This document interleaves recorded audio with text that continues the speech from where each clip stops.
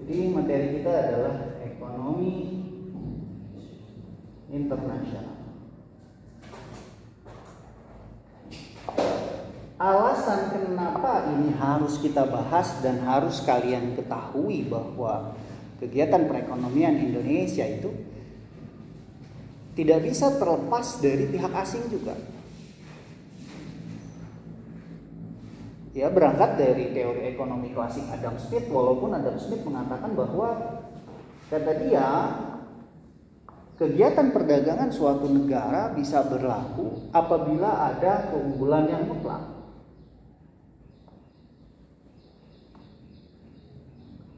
atau absolute advantage. Itu kata dia kan ya. Kegiatan absolute advantage ini dikarenakan karena ada kekhususan dari negara tersebut yang dianggap sebagai suatu tindakan profesional atau profesionalisme. Teori ini sudah saya sering bahas. Di mana negara A misalnya mempunyai 50 tenaga kerja. 50, Waalaikumsalam warahmatullahi wabarakatuh. Silahkan. 50 tenaga kerja ini dia bisa menghasilkan untuk negara A 100 unit televisi. Negara B 50 unit televisi. Sedangkan di kasus yang berbeda dengan 100 tenaga kerja misalnya, negara A berhasil membuat radio 50 unit. Negara B berhasil membuat 100 unit radio. Maka dari teori keunggulan mutlak yang disampaikan oleh Adam Smith, bisa kita tarik kesimpulan bahwa negara A dia memiliki keunggulan mutlak untuk memproduksi 100 televisi dibandingkan dengan negara B dengan 50 tenaga kerja. Sedangkan negara B dia memiliki keunggulan mutlak untuk memproduksi 100 radio dibandingkan televisi dengan 100 tenaga kerja. Paham sampai sini? Ketika Adam Smith sudah mengeluarkan teori keunggulan mutlak atau absolute advantage yang dimana dalam sistem ekonomi ini bisa menyebabkan salah satunya adalah monopoli.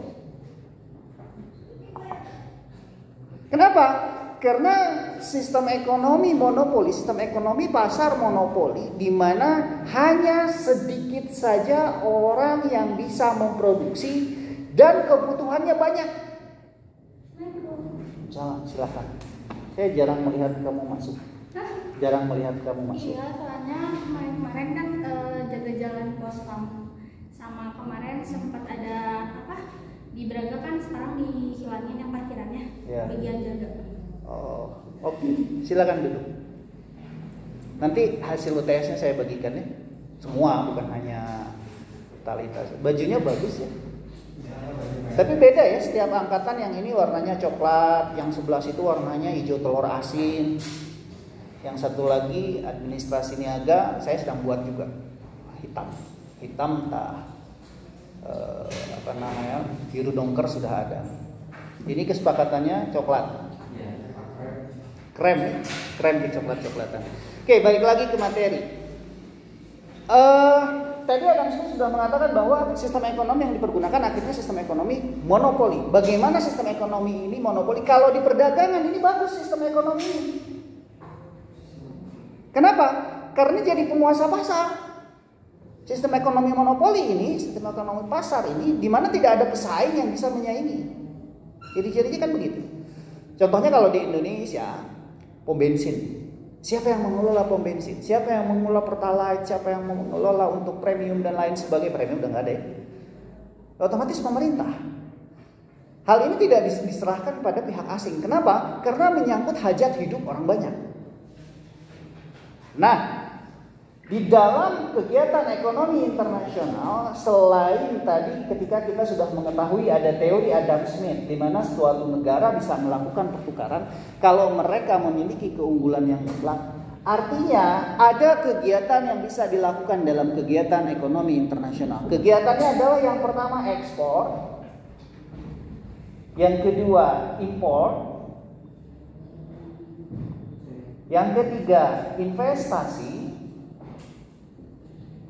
Nah, ini yang saya bahas tadi pertama kali sebagai pembuka. Suatu negara bisa melakukan kegiatan perekonomian kalau ada kegiatan investasi. Investasi ini dibagi menjadi dua lagi. Yang saya masukkan dalam kegiatan ekonomi internasional, di mana investasi ini yang kita kenal adalah foreign direct investment. Foreign direct investment, bentuk investasi asing langsung.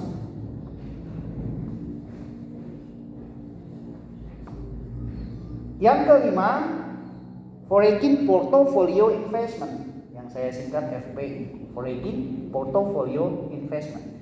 Investasi asing tidak langsung. Ini saya terangkan satu-satu. Kemudian kegiatan ekonomi internasional yang selanjutnya adalah MNC, Multinational Corporation.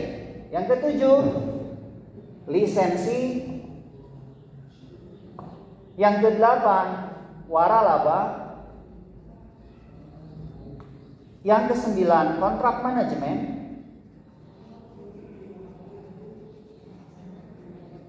Yang ke-10 saya masukkan FPI ini saham. 11 obligasi. Ke-12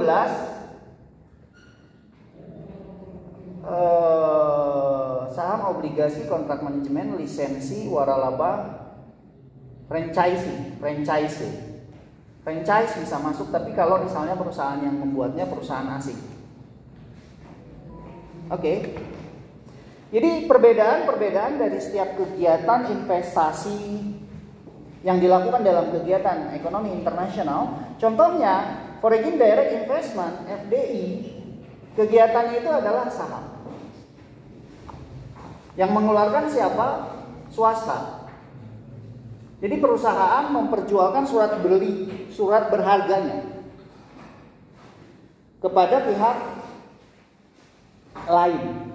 Ada yang sahamnya bisa dibeli oleh orang lain, ada yang tidak. Cirinya bagaimana? Yang paling mudahnya diidentifikasi dengan adanya keterangan TBK. Artinya dia terbuka.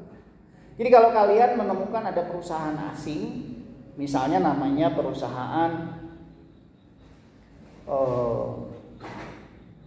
perusahaan minyak yang Schneider misalnya, dan di belakangnya ada logo TBK, kalian boleh membeli itu.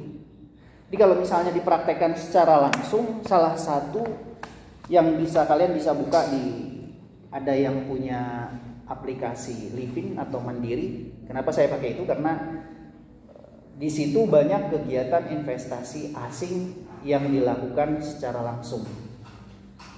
Secara tidak langsung maksud saya. Mereka memperjualkan surat berharga seperti saham dari perusahaan-perusahaan yang bisa kalian beli. Ada yang pakai Mandiri? Gak ada. Saya pakai Mandiri. Dibuka di aplikasi Mandiri itu ada salah satunya adalah perusahaan Schneider, kemudian ada perusahaan yang bisa kalian lihat di situ ada kontraknya, di mana sahamnya atau surat berharganya bisa kalian beli secara langsung. Kalau dulu kita harus ke Jakarta, ke Bursa Efek Jakarta. Kalau sekarang kalian bertransaksi sendiri boleh, tapi resikonya tinggi, ya sangat tinggi, jelas tinggi. Jadi kalau misalnya dia rugi, kalian yang menginvestasikan dananya di saham ikut merasakan kerugiannya. Tapi kalau dia untung, kalian akan merasakan juga keuntungannya. Ya. Kemudian obligasi, kalau ini surat berharga yang dikeluarkan oleh pemerintah. Ini dikatakan sebagai foreign direct investment atau bentuk investasi asing. FPI, Foreign Portfolio Investment, terbalik ya, FPI. Yang kedua FDI, Foreign Direct Investment. Foreign Direct Investment ini bentuk perusahaannya menjadi multinational corporation. di mana orang asing langsung datang ke negara kita untuk menginvestasikan dananya, bahkan membuka usaha di negara kita dan merekrut karyawan di negara kita. Jelas ini menjadi roda perekonomian. Ini terbalik ini. Ada foreign portfolio investment, ada foreign direct investment. Perbedaannya kalau foreign direct investment, ya ini tadi dia langsung, kalau FPI dia tidak langsung. Foreign portfolio investment, bentuk kegiatannya adalah saham, obligasi dan surat berharga lainnya. Tinggal ditarik aja, D-nya ditarik sedikit jadi P gitu ya. Okay. FPI dan FDI. Bisa membedakannya? Yang mana portofolio asing, mana yang direct, yang langsung. Bisa menangkap tidak perbedaannya? Kalau bingung boleh acungkan tangannya, tanyakan langsung pada saya. FDI langsung, FPI tidak langsung. Langsung itu artinya dia buka usaha di kita. Nah ini yang kita tarik. Investor seperti ini yang kita tarik. Bagaimana caranya supaya pihak asing masuk ke negara kita untuk memberikan modalnya, dananya, dan mendirikan perusahaan kalau bisa. Maka kegiatannya dikatakan sebagai multinational corporation. Kalau di Indonesia salah satunya yang paling terkenal yang sering kalian makan adalah McDonald. Ini bisa dikatakan MNC. Yamaha ini bisa dikatakan MNC. Kenapa? Karena dia langsung berkegiatan di sini, bikin pabrik di sini. Pusatnya di mana? Ada home country, ada host country. Home country-nya di Jepang kalau Yamaha. Tapi dia punya host country di beberapa negara Asia, di Indonesia, di Cina, di Australia. Kalau yang Yamaha aslinya ini. Beda lagi dengan kalian yang bekerja, Pak, saya juga kerja di Yamaha, di bengkel Yamaha sebagai montirnya. Kontraknya under MKI, tidak. Itu bukan MNC itu. Ya. Kalau MNC itu langsung dari negara Jepangnya dia buka di sini di Indonesia. Ada juga yang sekarang terkenal Carrefour, tapi diganti menjadi Transmart. Awal mulanya Bapak Khairul Tanjung, mantan Menteri Perindustrian dan Perdagangan dulu zamannya SBY, dia hanya memiliki saham beberapa saja dari Carrefour ini. Nggak banyak, sahamnya hanya sedikit. Sampai akhirnya dia beli semua, dia ganti namanya. Carrefour yang ada di Indonesia dia ganti namanya jadi Transmart. Itu salah satu multinational corporation. Nah Transmart ini berkembang di Indonesia, bukan hanya ada di Bandung. Di Jawa Tengah juga ada Transmart, di Surabaya juga ada. Di Jakarta tentu apalagi. Awal mulanya apa? Awal mulanya Carrefour. Punya siapa itu? Punya Prancis. Bukan punya negara kita. Kelebihannya apa? Kalau misalnya ada orang yang membuka MNC atau multinational corporation, kelebihannya salah satunya adalah membuka lapangan pekerjaan. Jadi kalau misalnya ada orang asing investasi di negara kita, otomatis negara kita ini pajak, penarikan pajaknya akan naik. Pendapatan negara akan naik atau tidak? Naik. Ini akan menyebabkan gross domestic product naik. GDP juga akan naik. Ketika GDP naik artinya kesejahteraan dari negara kita ini meningkat. Perekonomian di situ berputar. Roda perekonomian yang tadinya banyak orang yang nggak punya kerjaan, jadi punya kerjaan di wilayah sekitar misalnya, tiba-tiba buka warung, ya, tiba-tiba buka kosan, ya, itu karena apa? Karena ya perekonomiannya berputar di situ. Oleh karenanya kegiatan ekonomi internasional ini akan mempengaruhi kegiatan perekonomian negara secara keseluruhan. Oke, paham konsepnya? Ekonomi internasional yang selanjutnya setelah kita mengetahui bahwa ada foreign portfolio investment, foreign direct investment yang dinamakan dengan bentuk investasi, di mana orang menyimpan uangnya di negara kita baik secara langsung ataupun tidak langsung. Bentuk investasi. Kemudian ada juga lisensi. Kalau lisensi orang asing ini hanya memberikan orang asingnya memberikan izin untuk mempergunakan merek dagangnya. Melisensikan, silahkan pakai merek dagang saya. Misalnya Walt Disney, Nike, Walt Disney ya. Logonya apa sih Walt Disney? Logonya ini Mickey Mouse. Logo ini berlisensi dia. Hati-hati ketika ada kita yang mempergunakan logo orang lain, logo Walt Disney dipergunakan. Kalian cetak, kalian bikin kaos, hati-hati dengan ini. Kenapa? Karena kalau kalian mempergunakan ini, tidak ada lisensi dari mereka, kalian bisa dikenai sanksi hukum. McD sama, waralaba. Ya. Nah, kalau waralaba yang diberikannya apa? Selain merek dagang, dia berikan resep, dia berikan aturan mengenai seragamnya, dia berikan mengenai, nah ini loh SOP-nya. Semuanya orang asing. Oke. Jadi kelebihannya orang Indonesia boleh nggak bekerja di perusahaan asing itu? Boleh dan bisa gitu. Kemudian ada lagi kontrak manajemen. Kalau kontrak manajemen ini orang asing hanya memberikan izin untuk kontraknya saja. Manajerialnya saja, di atasnya selebihnya orang Indonesia semua yang bekerja. JW Marriott misalnya dan lain-lain, itu kontrak manajemen.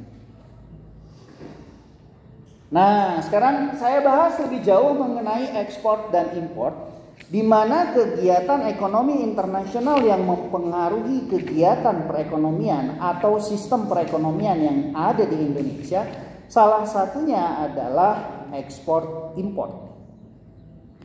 Ekspor impor ini ada dampak positif dan dampak negatif.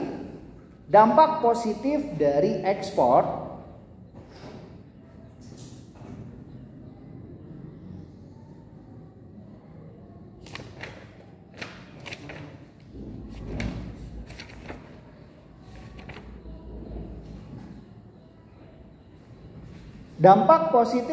ekspor dan impor atau perdagangan internasional,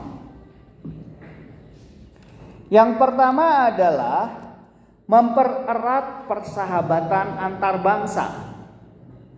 Jadi ada kerjasama bilateral antara satu negara dengan negara lainnya yang bisa menyebabkan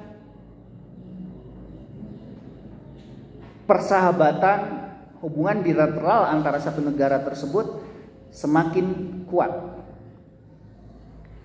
Di mana dampak positif perdagangan internasional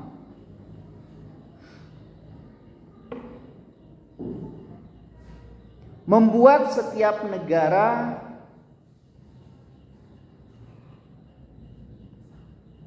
mempunyai rasa saling membutuhkan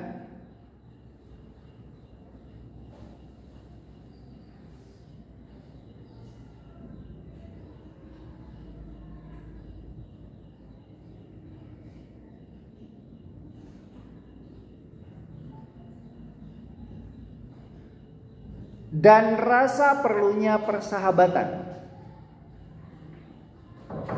Silakan masuk. Ya. Dan rasa persahabatan. Ini dampak positif dari ekspor impor atau perdagangan internasional.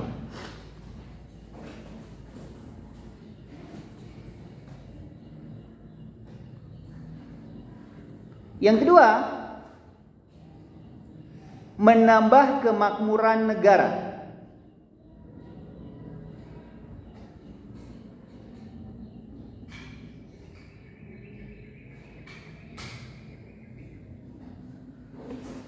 Kegiatan ekspor dan impor dalam perdagangan internasional dapat menaikkan pendapatan negara masing-masing.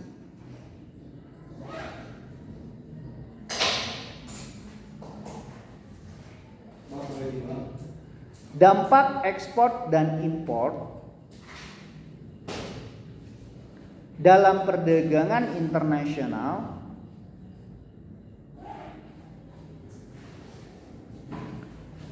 dapat menaikkan pendapatan negara masing-masing.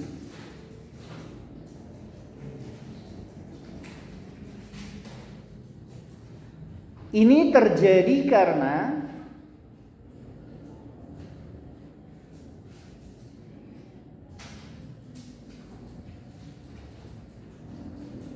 negara yang kelebihan suatu barang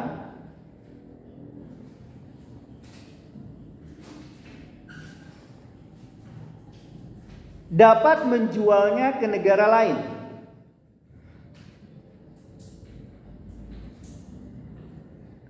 Dan negara yang kekurangan barang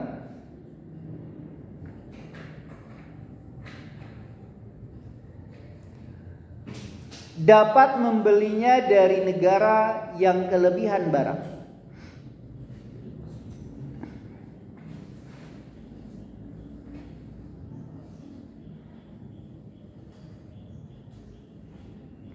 Meningkatnya pendapatan negara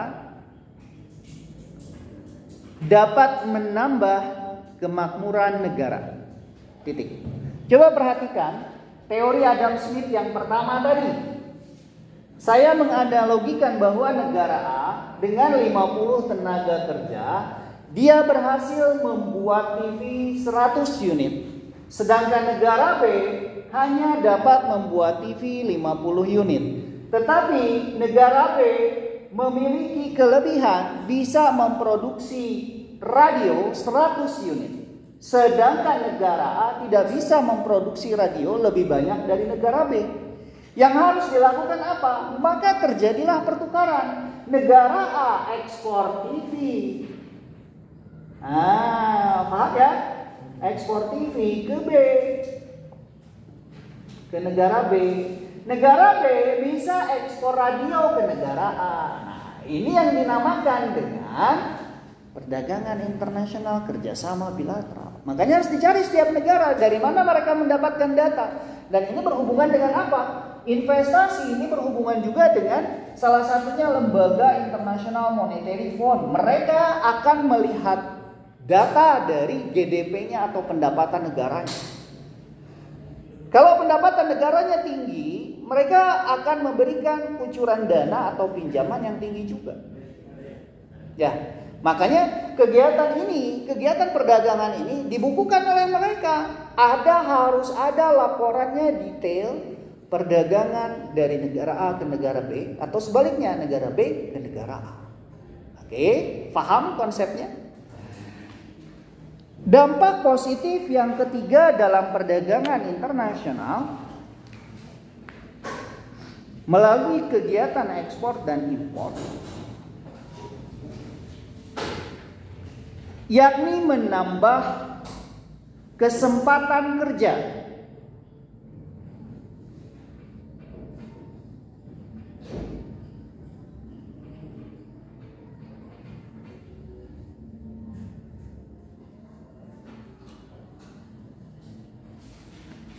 Dengan adanya perdagangan antar negara,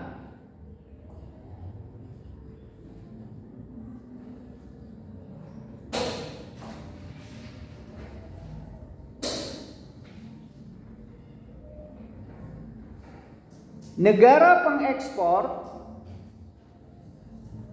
dapat menambah jumlah produksi. Salam. Ya. Kok kamu nggak pakai seragam seperti yang lain? Dari pelabuhan, Pak. Dari pelabuhan? Pelabuhan, berangkat. Oh. Biasanya kan rumahnya GBR. Oh. Jadi seragamnya. Oh, oke. Silakan duduk, silakan.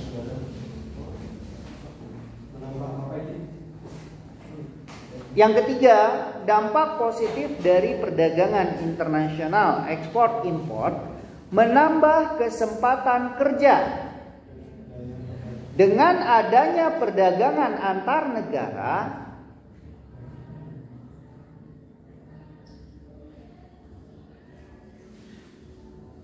negara pengekspor dapat menambah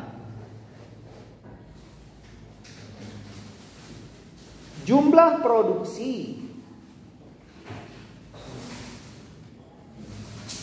untuk konsumsi luar negeri.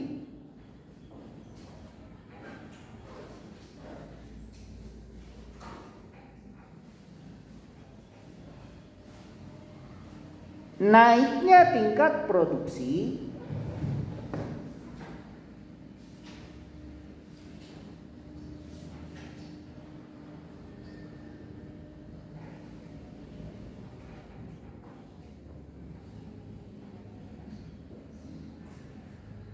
akan memperluas kesempatan kerja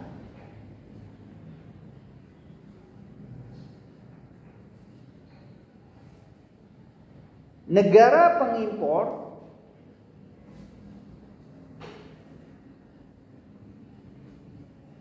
juga mendapatkan manfaat.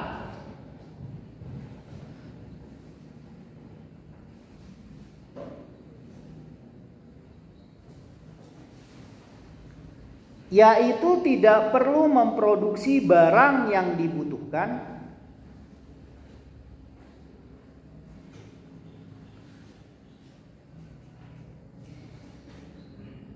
sehingga sumber daya yang dimiliki dapat digunakan untuk hal-hal yang lebih menguntungkan.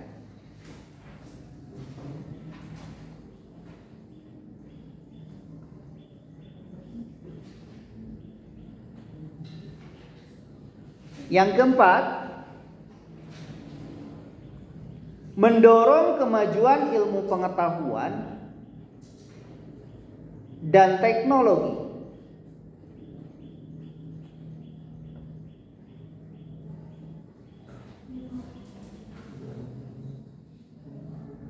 Kegiatan ekspor dan impor dalam perdagangan internasional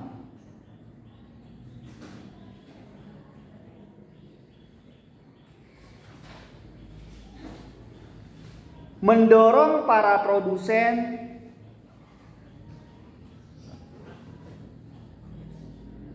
untuk meningkatkan mutu hasil produksinya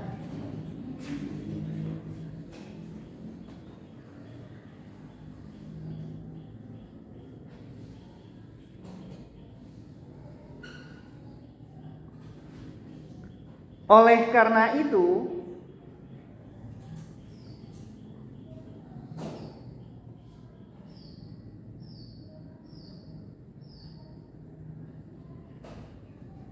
persaingan perdagangan internasional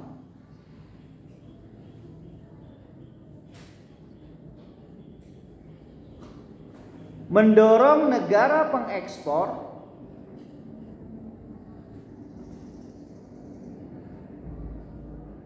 untuk meningkatkan ilmu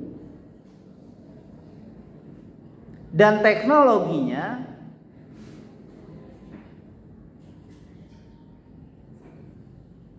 agar produknya mempunyai keunggulan dalam bersaing.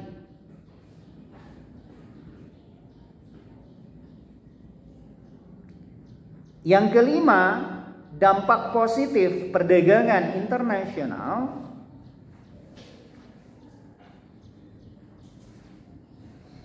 sumber pemasukan kas negara.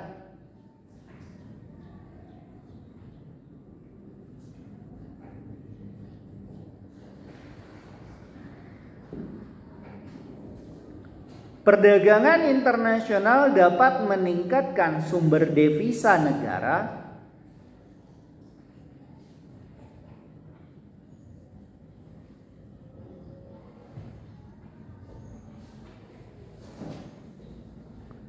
bahkan banyak negara yang mengandalkan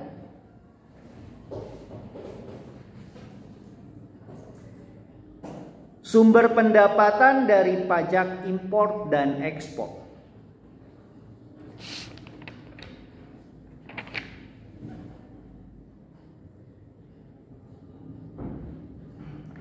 Yang keenam, menciptakan efisiensi dan spesialisasi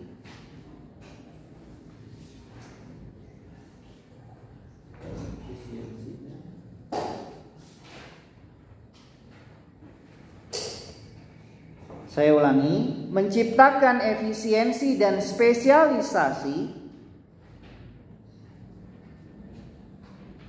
perdagangan internasional, menciptakan spesialisasi produk.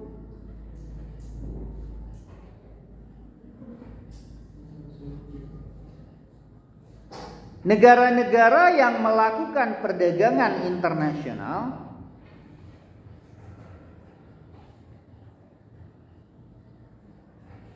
tidak perlu memproduksi semua barang yang dibutuhkan,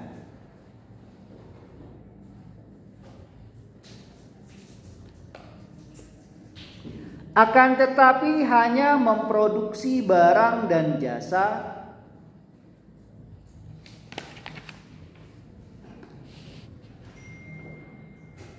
yang diproduksi secara efisien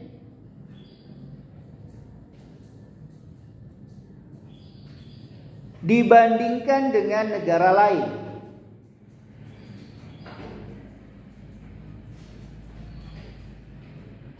Yang ketujuh, dampak positif dari perdagangan internasional memungkinkan konsumsi yang lebih luas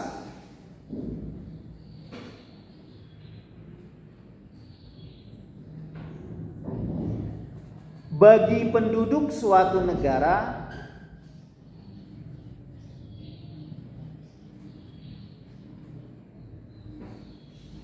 dengan perdagangan internasional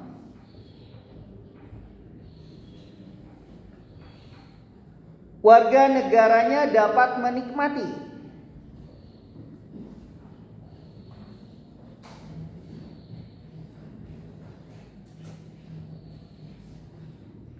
barang-barang dengan kualitas tinggi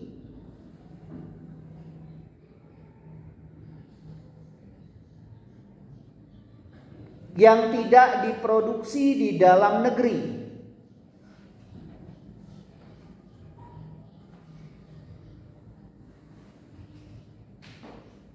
Yang kedelapan,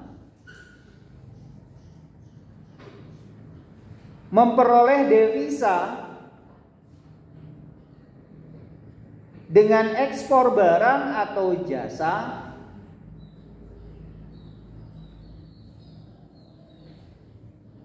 kita akan memperoleh devisa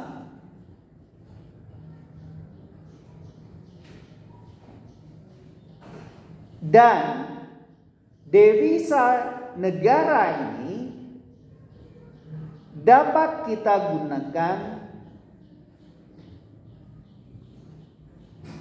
untuk mengimpor barang modal, barang konsumsi,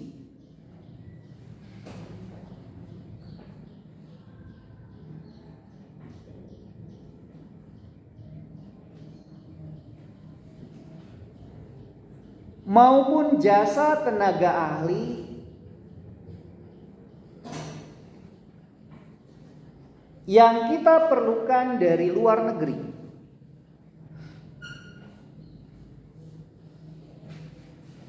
Yang kesembilan, memperluas kesempatan kerja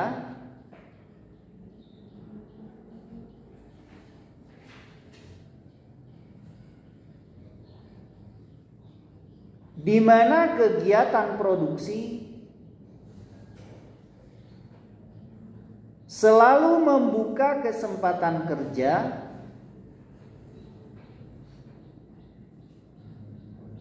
terlebih jika memproduksi barang untuk diekspor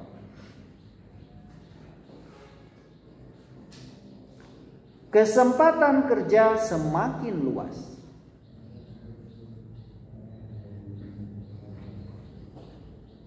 Yang ke-10, menstabilkan harga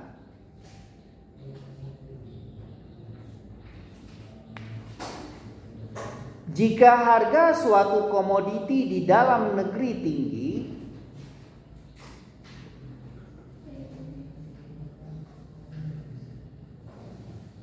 akibat kurangnya barang yang diproduksi,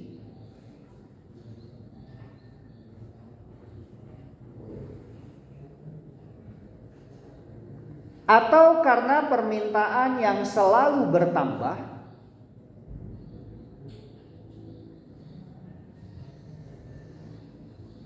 sementara produksi dalam negeri tidak dapat memenuhi permintaan,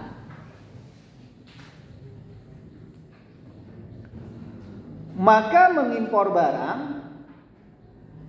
akan menstabilkan harga komoditas barang tersebut. Nah, ini yang dimaksudkan dengan terjadinya surplus. Jadi ada saatnya kita menjual barang, ada saatnya kita membeli barang. Tidak terus serta-merta kita ekspor, tidak terus serta-merta kita mengimpor. Artinya kita harus menstabilkan harga. Berkaitan dengan harga tersebut, saya bahas sedikit. Ada salah satu hukum yang berlaku yang dikatakan sebagai hukum law of demand atau hukum permintaan dan penawaran. Semakin tinggi harga, akan semakin rendah permintaan. Apabila kita menemukan persamaan di mana ada persamaan, contoh misalnya ada permintaan untuk suatu barang, anggaplah dia quantity of demand dengan persamaan adalah 60 dikurangi dengan 10 dikali dengan P. Ini persamaan pertamanya. Oke. Persamaan yang kedua di mana quantity of supply adalah 5 ditambah dengan 15. 5-nya adalah 5P ditambah dengan 15. Pertanyaannya dengan hukum law of demand di mana harga akan mempengaruhi permintaan dan harga itu ditentukan dengan quantity of demand dan quantity of supply. Berapa quantity of demand dan quantity of supply-nya apabila persamaannya adalah QD sama dengan QS? Apa yang harus kita lakukan? Yang harus kita lakukan pertama kali, kita akan turunkan persamaannya terlebih dahulu. Saya sengaja merekam untuk nanti kalian sebagai bahan pembelajaran. Kalau nggak ada, kalian bisa cek di YouTube saya. Oke? Dan ketika kita sudah menemukan bahwa persamaannya QD sama dengan QS, kita turunkan persamaan dari QD. QD sama dengan 60 dikurangi dengan 10 dikali dengan P. Berapakah nilai P-nya? Kita substitusikan. P sama dengan 60 dikurangi dengan 10 dikali dengan 2. Kenapa harus 2? Kemungkinannya ya kalau nggak 1, 2, 3, 4, 5, 6, 7, 8, 9, 10 sampai 100. Karena kita akan mencari kira-kira kalau misalnya harganya sekian, misalnya dengan persamaan QD dan permintaannya sekian, berapa kira-kira harga barang tersebut akan bisa kita beli, akan dibeli oleh orang lain. Nah, itu yang akan kita cari. Kemudian P yang kedua 60 dikurangi dengan 10 dikali dengan 3. Kalau ini kita akan menemukan P yang pertama 60 dikurangi 10 dikali 2 berarti 60 dikurangi dengan 20 sama dengan 40. Kemudian P yang kedua 60 dikurangi dengan 10 dikali 3, 60 dikurangi dengan 30 sama dengan 30. P yang ketiga kedua P3, ini P4. 60 dikurangi dengan 10 dikali dengan 4 sama dengan 60 dikurangi dengan 40 sama dengan 20. Oke. Kita akan menemukan P itu adalah price, harga yang pertama, harga yang kedua, harga yang ketiga. Temu ya. Kemudian QS, quantity of supply-nya berapa kira-kira permintaannya? Kalau misalnya harganya adalah 40, 30, 20. Quantity of supply-nya dengan persamaan 5P ditambah dengan 15 sama dengan 5P yang pertama. Kita sama mencari nilai price yang pertama untuk supply. 5 dikali dengan 2 ditambah dengan 15 supaya tidak panjang. Maka 5 dikali 2 sama dengan 10. 10 ditambah dengan 15. Maka P yang pertama untuk persamaan QS adalah 25. Sedangkan P yang kedua 5 dikali 3 ditambah dengan 15 sama dengan 15 ditambah dengan 15, maka P-nya adalah 30. Kemudian P yang ketiga sama dengan 5 dikali dengan 4 ditambah dengan 15 sama dengan 5 dikali 4 sama dengan 20 ditambah dengan 15 sama dengan 35. Oke. Ini persamaan yang kedua mengenai QS. Dan tadi ditentukan di dalam soal QD sama dengan QS. Maka QD sama dengan 60 dikurangi dengan 10 dikali dengan P sama dengan QS 5P ditambah dengan 15. Maka kita menemukan, kita tuangkan dalam bentuk tabel di mana QD yang pertama adalah 40, 30, 20. Ini nilainya. Nilai QS-nya sama dengan 25, 30, dan 35. Kira-kira konsumen akan membeli di titik yang mana? Ketika kita sudah mengetahui nilai QD untuk harganya adalah 40, 30, dan 20. Ketika harganya adalah 40, permintaannya 25. Ketika harganya 30, permintaannya 30. Ketika harganya 20, permintaannya 35. Maka di dalam kurva permintaan atau law of demand yang ditentukan, kita akan mencari titik equilibrium. Titik equilibrium itu adalah titik temu atau titik singgung antara QD dan QS. Kalau misalnya diketahui P-nya adalah 30 dan kemudian S-nya atau QS-nya adalah 30 juga, maka titik ini dikatakan sebagai titik equilibrium. Kita tarik garis. Di mana persamaan QD sama dengan 60 dikurangi dengan 10 dikali dengan P. Dan persamaan QS sama dengan 5P ditambah dengan 15. Maka kurva equilibrium ada di titik 30. Selesai. Dapat nilai kurvanya dan dapat nilai akhirnya. Sampai di sini ada yang ingin ditanyakan dulu mengenai persamaan harga, hukum permintaan dan penawaran, law of demand. Kalau diurai lagi kurva ini, kita uraikan satu-satu persamaan dari QD dengan QS-nya. Jadi kita uraikan satu-satu dulu. Bisa juga kayak begitu. Tapi kalau misalnya ditanyanya, yang terakhirnya dengan persamaan ini berapakah equilibrium atau titik temunya antara harga dengan permintaan? Ini dikatakan sebagai titik equilibrium. Dan saya sedikit agak bukan tersinggung ya, tersentuh dengan hasil UTS kalian mengenai alat analisis suatu negara. Kalian menggambar kurva dan itu tidak ada kaitannya. Hampir rata-rata 80% menggambar kurva. Hanya segelintir orang, mungkin apakah kalian mengambil dari sini? Saya menjelaskan ini harga bukan kurva untuk alat analisis. Kalau alat analisis, kalian bisa mencari dengan kuadran SWOT, maksudnya kurvanya SWOT seperti ini, bukan kurva seperti itu, bukan kurva yang saya jelaskan tadi seperti ini gitu. Kalau ini nggak ada, makanya saya kok heran dengan itu kan berbeda. Alat analisisnya berbeda. Kenapa kalian nyambungnya ke sana? Coba ada yang bisa menjelaskan dulu, Mbak? Saya bagikan nanti ya hasil UTS. Ada yang nilainya sampai ya rata-rata 80, 90, 69. Nah, nomor 5 terakhir itu alat analisis. Kenapa keluarnya kurva? Kan beda tuh. Apa soalnya yang perasaan? Soal saya sebutkan dan jelaskan alat analisis dalam sistem perekonomian perindustrian. Itu soalnya alat analisisnya.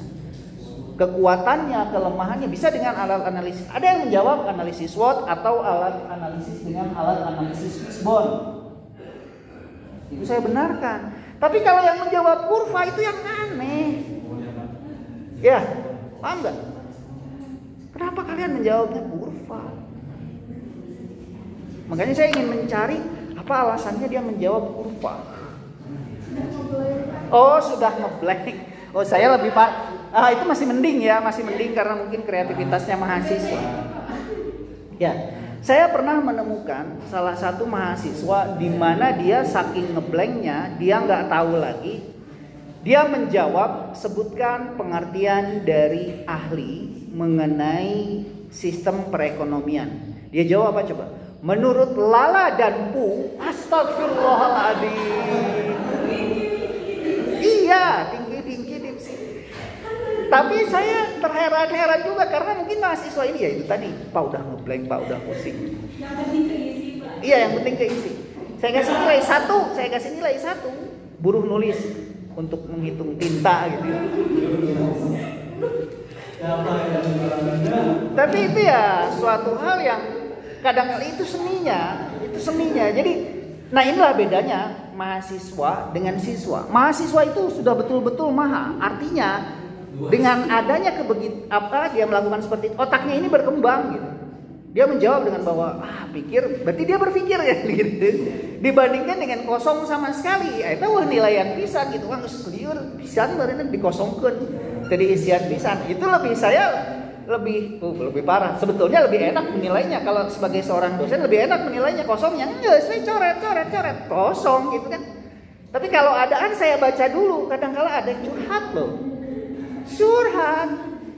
Aduh, UTS nah curhat gitu. Tapi ya itu seru. Ya itu seni. Seni ketika kita menemukan. Kita balik lagi mengenai harga. Jadi kalau kita menentukan harga itu, kita harus menentukan dulu bagaimana perilaku dari konsumennya dan bagaimana kebiasaan mereka untuk membeli. Selain itu, yang paling jelas secara teori, kita harus menentukan dulu harga pokok produksinya, HPP-nya. Karena total cost dibagi dengan total biaya, total pengeluaran dibagi dengan total biaya. Baru kita akan mendapatkan harga produksi. Yang ke-11, nilai positif dari perdagangan internasional atau ekonomi internasional adalah meningkatkan kualitas produk,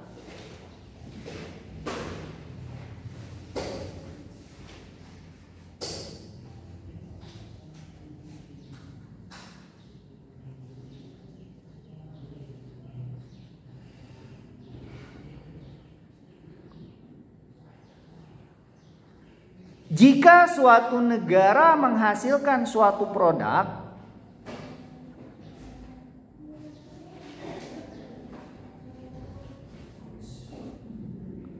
melalui penelitian dan teknologi,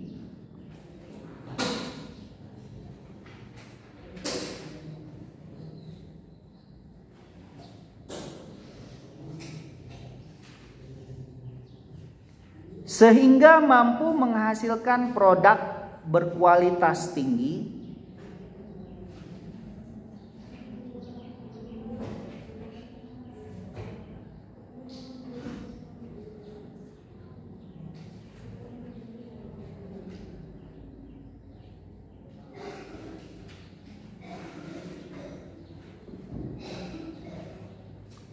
maka negara lain yang belum mampu menghasilkan barang berkualitas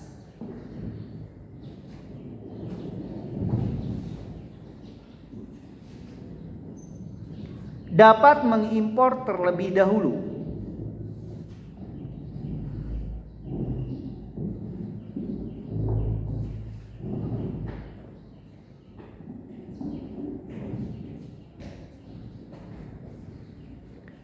Yang ke-12, meningkatkan kualitas konsumsi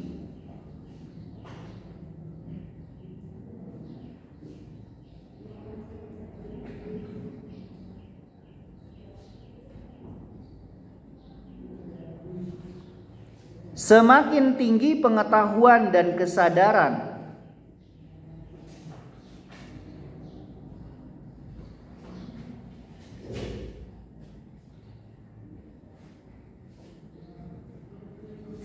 akan pentingnya kesehatan,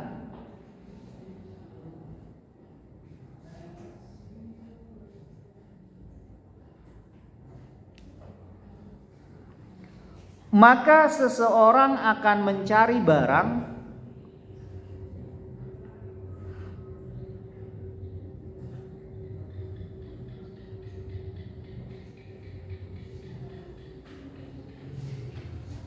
konsumsi yang berkualitas.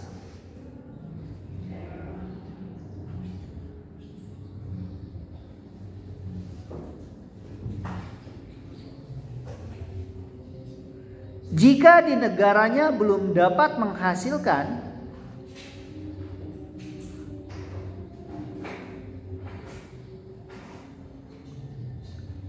atau secara geografis tidak mampu menghasilkan barang berkualitas tinggi,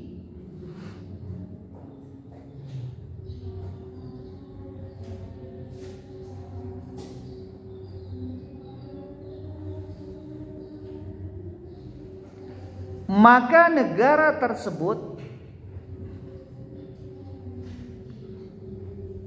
dapat mengimpor.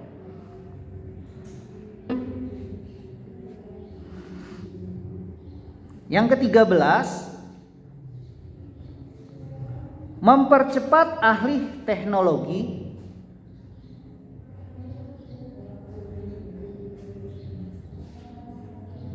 memungkinkan suatu negara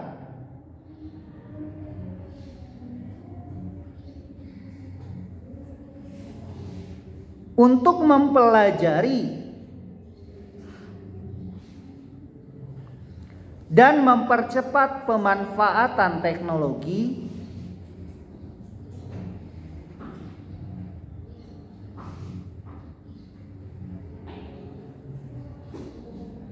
yang sesuai dengan kebutuhan masa kini.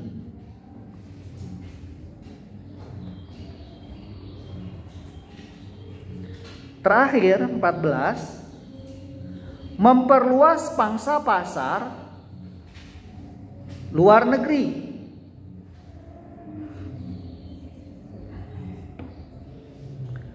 Di mana pangsa pasar luar negeri merupakan pasar potensial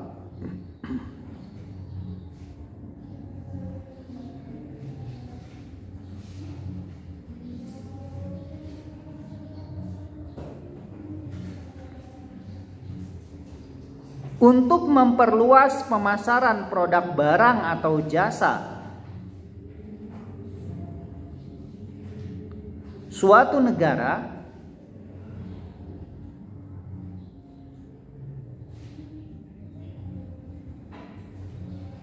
di mana perdagangan internasional dapat mengubah potensial menjadi real.